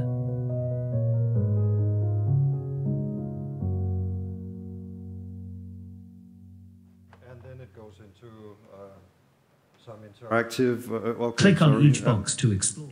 Then it goes into an interactive part, but you can play around. It's available, it's accessible, so have fun, do not hesitate to share it. One important message is also, I think, which is, I see that as a very, very positive development, is that we have qualified 4 trainers from the Belgium NSA. 2 of them are here today, Fabienne and Cécile. So as the very first training ever in the Belgium NSA, they will disseminate to the sector. And it's a very good way for us to come to some common understanding with the NSAs as well, and from the NSAs towards the sector as well. So I hope that's an initiative that could be taken on from others as well. All from my side. Thank you, Kim.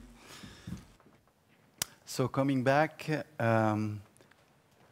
we have now, as I said, open our trainings not only to a single companies upon request, but also arrange multi-company, so any stakeholders who wish to, stakeholders or even citizens, let's say, who wish to attend our training can register online, and participate online if it's an online course such as organizational just culture, or in Valenciennes if it's a classroom course such as leadership, safety leadership training. I think we can skip this video. There is a video with more feedback, but since Jennifer promoted that much, I think we can see it later. So we have also, yes, open training sessions are already open to registration. So we have this course mentioned by Kim, Organizational Just Culture, that will happen in November. We have Investing SMS with Bart and Fabrizio that will happen in December, as well as a safety leadership training in Valenciennes, because it's a classroom one. So now it's easy to register, and I hope you will find it useful. The dates for sessions in 2024 are also mentioned in our website. And soon we are going to have a HOF training, as well as a SSC for assessors, so single safety certificate for assessors, to support those assessors from NSAs during the certification, as well as a great course on maintenance for entities in charge of maintenance. So let me describe you the workflow. So you register. Actually, you have to log in on our website. So if you have not registered, you have to do it. Otherwise, then you will see a training list directly after you log in, and you can register by clicking of one of the three of us if you are that interested. As Kim was mentioning, and Jennifer as well, we are doing the train the trainers. We are conscious that we don't have enough resources, internal resources for deploying our training. Plus, I think also Jennifer mentioned how positive it was to have trainers in-house. Eurostar is also a great example. You have, I'm looking at Ferhat now, 6 internal trainers. And so this is what we do. We qualified trainers via a Train the Trainers course, so that they become autonomous to deliver, to build capacity inside their organizations. So today we have this safety leadership and organizational just culture. We qualified trainers in-house, or we qualified NSAs to help themselves to deliver within their sector. And we can also, for those who are interested, qualified trainers that will come with us to do some training in other companies. So for this, there is a knowledge acquisition path, meaning that the individual comes to observe or participate in one of our training.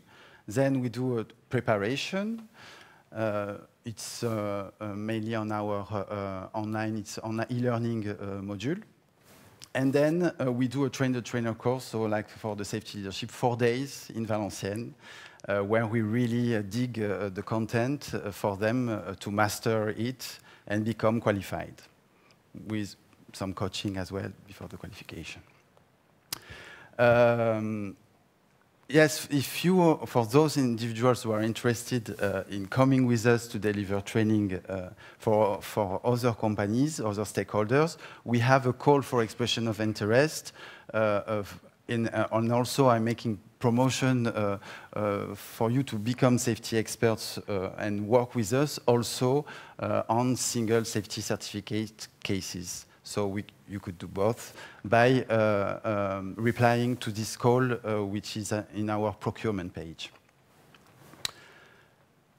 So also what we do is when we build all these capacities with so Eurostar, Irish Rail, Hermeva, and more, NSA Belgium, the great thing also is that we can really have then experts, at least we have the same understanding and we can improve the content. And recently we have done the first safety leadership trainer summer school, gathering all the qualified trainers. And we have significantly improved the safety leadership principles that we initially developed years ago. With these 5 principles: be inspirational, share the safety vision, be credible, lead by example, be supportive, reinforce good practice, be brave, intervene, be just, understand and improve. And we thought it was worth mentioning it because it's quite applicable in all in daily activities by any manager, any individual. Last, and it's a launch today, again with this idea of improving the offer of high-quality safety training useful to stakeholders.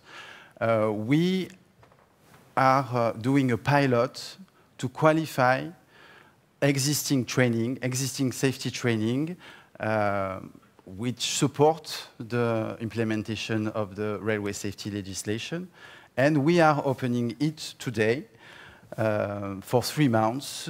And we welcome the 10 first so training specialists, owner of safety training, to apply, and we want to build a cooperation to expand the safety training offer in Europe for railways. So the objective is to value existing training that effectively supports the adequate application of the railway safety legislation. So for those, and I know some of you are in the room, you have good safety training, effective safety training. We encourage you to apply for having this cooperation with you to disseminate better the European railway safety legislation. So this pilot phase is open. You have 3 months to apply, open to any organization currently delivering rail safety training. Principle first come, first served. 10 first applicants will be assessed. And then it will be qualified for 2024. No charge is imposed in this pilot phase. And we will build together this community, make your training more visible to help stakeholders to improve safety. This is where you can apply. So this QR code, it's a EU survey. We will assess this according to 4 criteria: how much your training supports the legislation, the safety legislation, how is it aligned with our existing approach on safety, what is the feedback from participants, and what is the profile of the trainers. So we will use, because we ask for having some training material, we will use it only for the assessment, and we will not communicate to any third party. So that's the workflow. So we start now. We commit to assess these 10 applications we received in 1 month. And then we will improve the qualification service and hopefully launch it if it is a fruitful cooperation, which we hope it will be. And that's it for me. I really believe that with this we are increasing the capacity of safety in the European railways, and with this we contribute to achieve our vision, a sustainable, safe European transport system without frontiers. And any contact, you can go on our website where you will see these 4 types of service we are delivering, and we have a functional email. Please use it, contact us, and we are ready to cooperate to improve safety. Thank you very much. Well, thank you, Gregory. And well, now we have the question and answer session, the last one.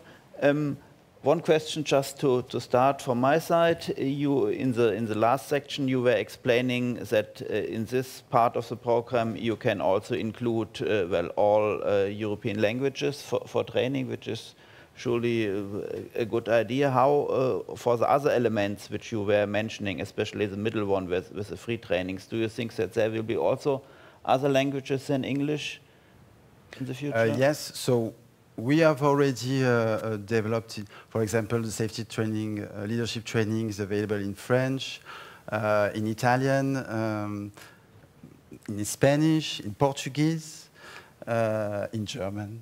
Good, believe me. Yeah, I believe you. In Dutch.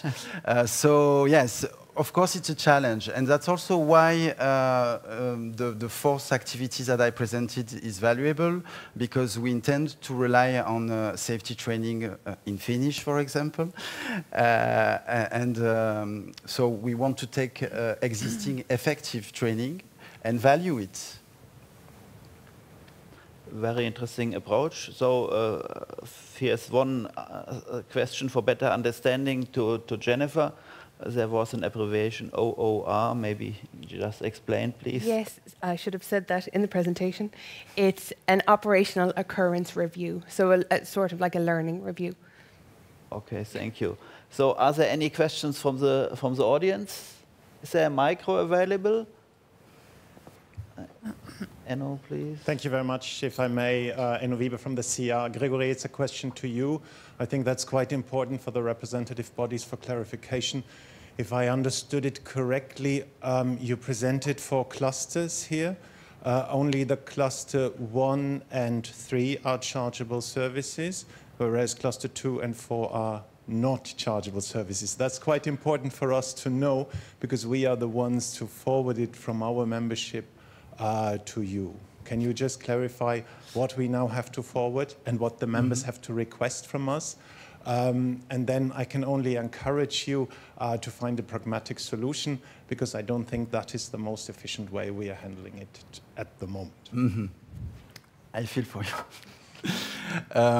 So the first one, yes, it's the chargeable service. When an organization, stakeholders request through CER a training, then we do a chargeable service. It's the same for the train-the-trainer approach, so that's correct. For the second, so it's an open training where individuals come to Valenciennes, for example, and it is not a chargeable service. There is a participation charge that is indicated on our website. And for the 4th, it's a pilot, it's a new activity, so as of today, free of charge.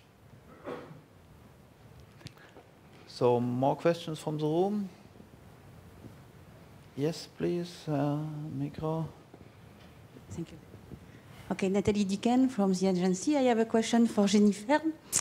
Before sending your staff to follow this training at the agency, I would like to know if you have organized internally a type of call for interest.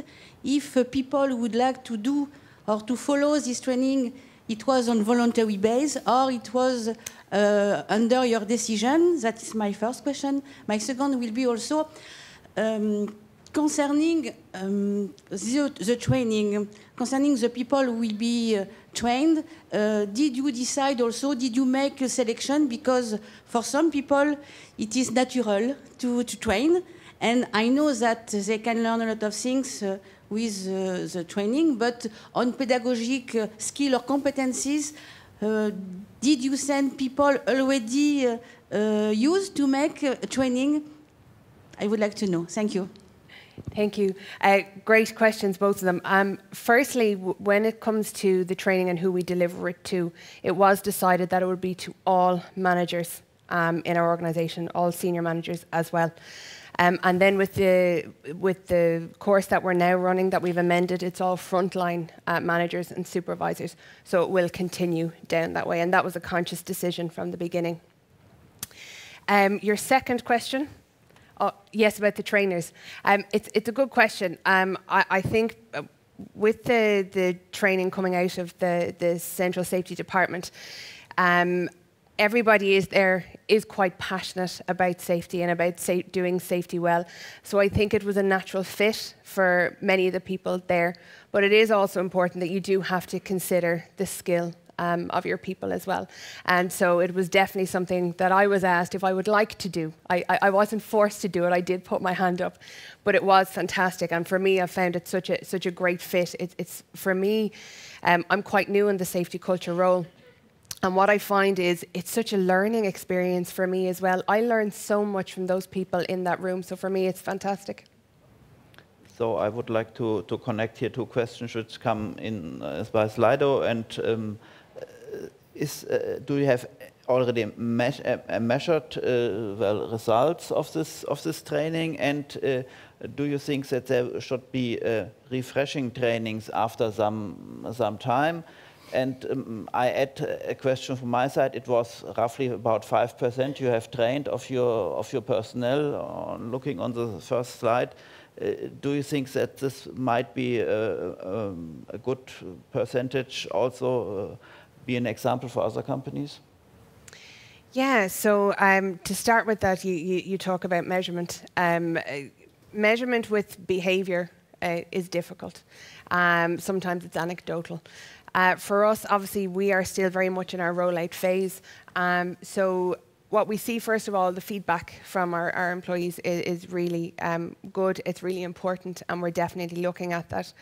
I would hope as well that when we start into our safety culture assessment in the new year, that we'll be able to ask some questions around this and see, are we seeing any learnings being used or any actions coming out of that.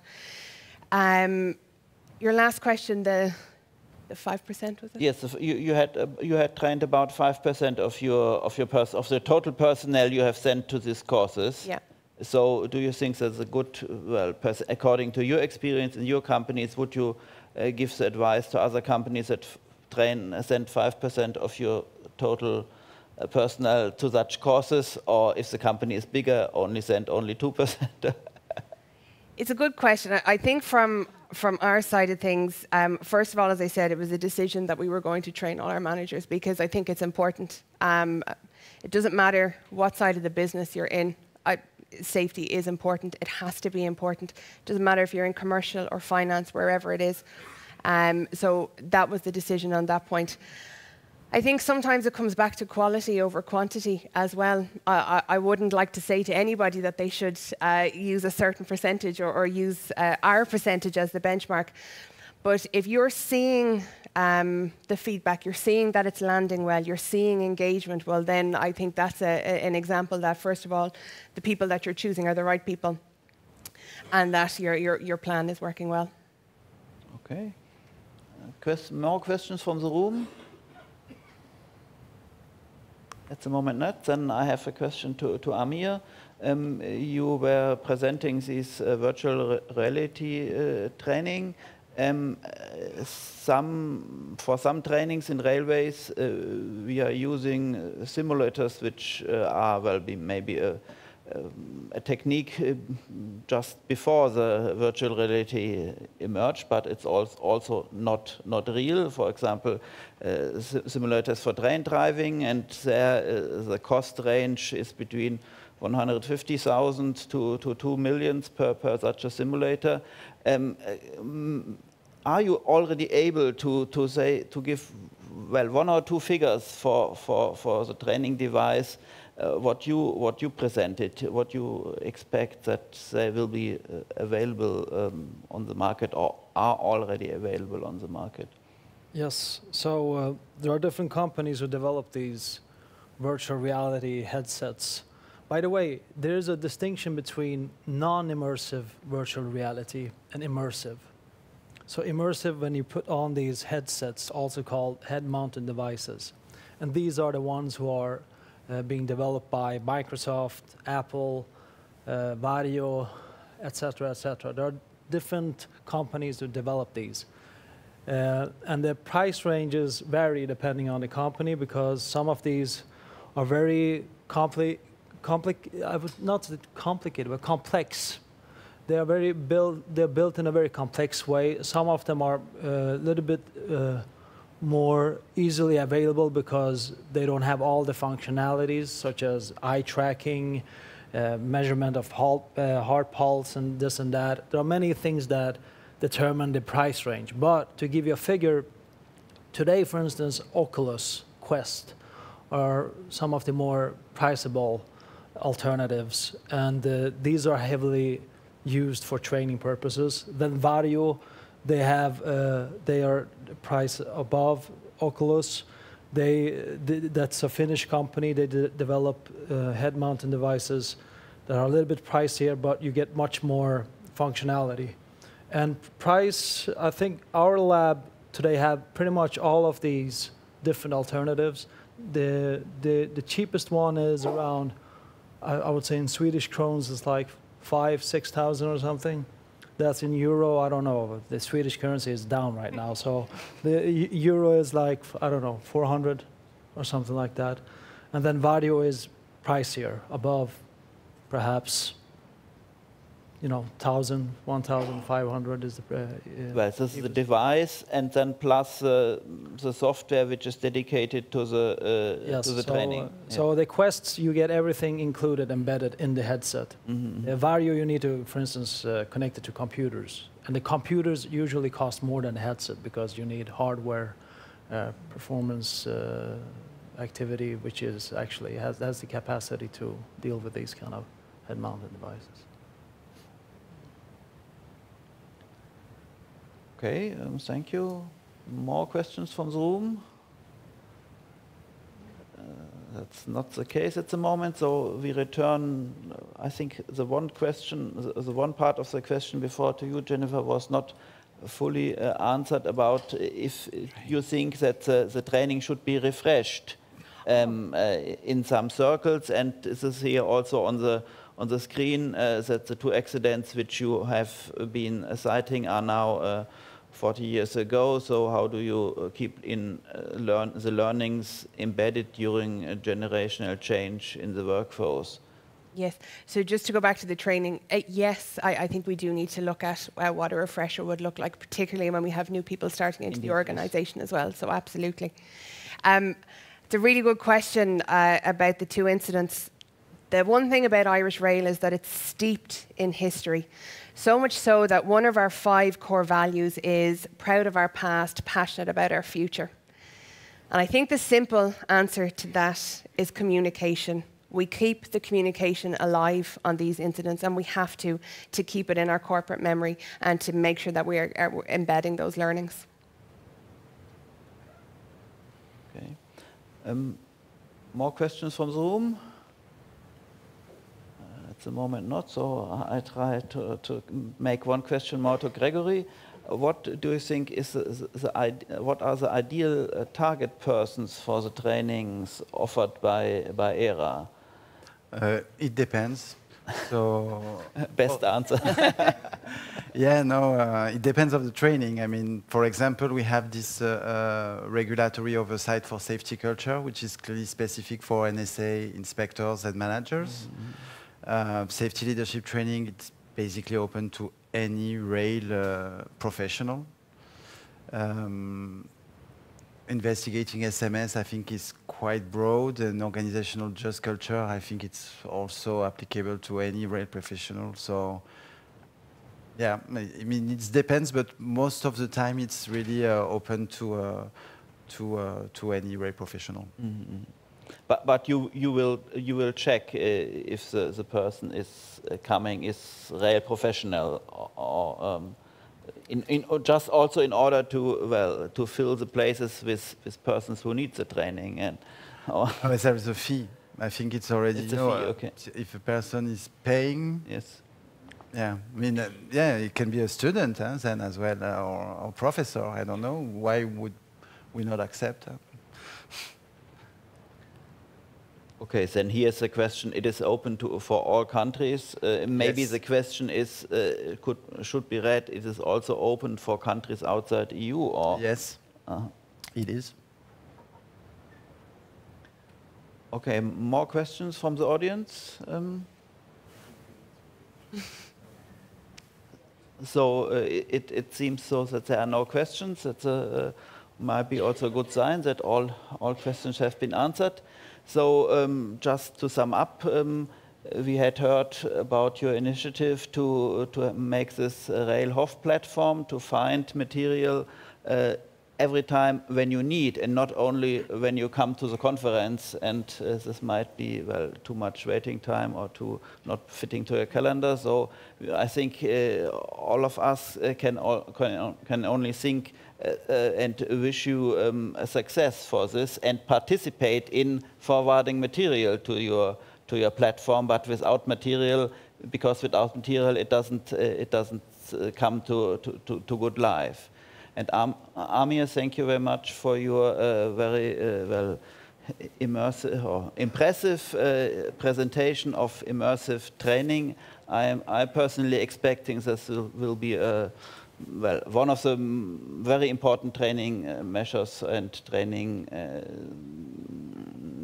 instruments in the future. And Jennifer and Gregory, thank you for explaining how ERA is making training, and I think all of us accepted that there was little advertised blocks in these two presentations. So thank you very much. I think it's time now for you, and